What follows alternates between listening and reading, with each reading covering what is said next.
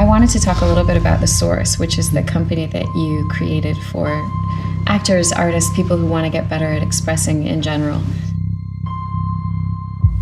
What is Pac-Man fever and who's likely to get it?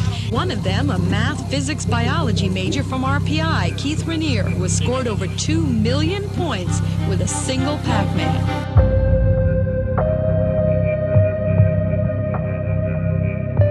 What are some of the most prevalent cults today? You want people to buy your character. Right. I was approached by a family in New Jersey. Their son and 2 daughters were involved in NXIVM. How many people know what NXIVM is? Have you heard about this cult? I had never heard of it. Actually, at that point, it was called Executive Success Programs, or ESP. When I first came to ESP, I had on the surface something that seemed to be like the perfect life, or a pretty good life.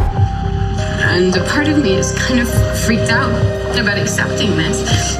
NXIVM was actually an amalgam of things that Raniere had copied, largely from Scientology.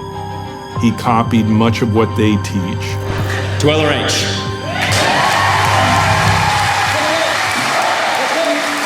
Ultimate goal, in my opinion, that NXIVM had was to create people who would be deployable agents for NXIVM. But I don't know, like, I'm curious to know what your perception is of the curriculum that you created and where it came from. And Well, it comes from a mix of human behavior. In the end, he created a kind of secret society, a cult within a cult, that were sex slaves. And these Sex slaves. I'd been told so much about him. I had a lot of respect for him. I thought he's very normal, like he's very accessible. I've been indoctrinated, brainwashed, if you want to say that. I'm like, well, maybe he knows something I don't know. It turned out that Keith was using blackmail in the form of collateral to keep women in and to keep women silent and to keep them basically obedient to whoever had brought them in the form of a master-slave relationship. sex slaves. And these women would be branded with a cauterizing iron. Master, would you brand me? It would be an honor, so that it looks consensual. And what's important for people following the story is they go, why would you consent to that? But it wasn't consensual because it started with an invitation from somebody that I trusted. Brainwashing, how do they start that process? First, you break people down. Then, when they are broken down, you then provide the means and the process of change that you want.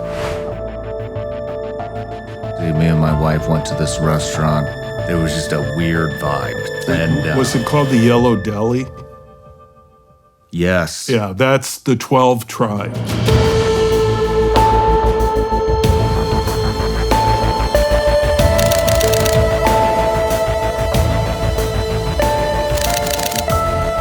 A group started by a guy by the name of Gene Spriggs in Chattanooga, Tennessee, and they believe that they are the chosen new Israel, and their leader is the prophet. They called him the prophet Yonah.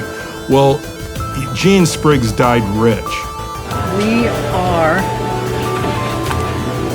part of the radical life of Acts 2:44. We started questioning the waiter, and I'd asked him, how do you know where you're going? He goes, well, the authority lets us know where we're going.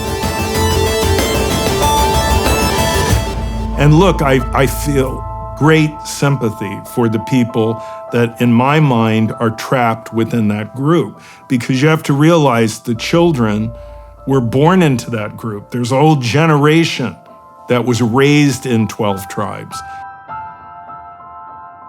And I've spoken to many of them, including Eddie Weissman's son, who fled the group and for years felt shame and sadness because they felt, they were told by the group, you're turning your back on God. There are children that leave groups like this, and it's very, very hard on them because their family shuns them.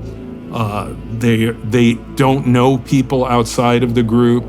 They may not have an education. This is happening to my editor right now. He grew up in the Jehovah Witness community. He has a son, and you're describing this perfectly. It's almost like there's a textbook out there or something on how to do it. They've lied to the kid. They've turned him completely against him. His family has disowned him. I talk to him all the time about this stuff, and he talks about when he left Jehovah's Witnesses.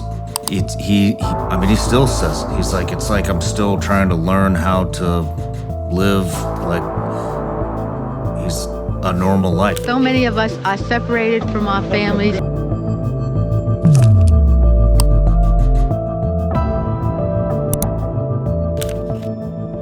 Well, I've testified in these custody cases. It's very difficult for the parent who is not a witness to work it out with the witness parent. That has caused a lot of people who have suffered from abuse to feel that they were betrayed by the leadership of the witnesses. What is happening here may be unique in American history. The marches you see are not protesting unfair labor practices or advocating a political cause. They are here to challenge the conscience of the wealthy and powerful Watchtower Society, better known to the public as Jehovah's Witnesses.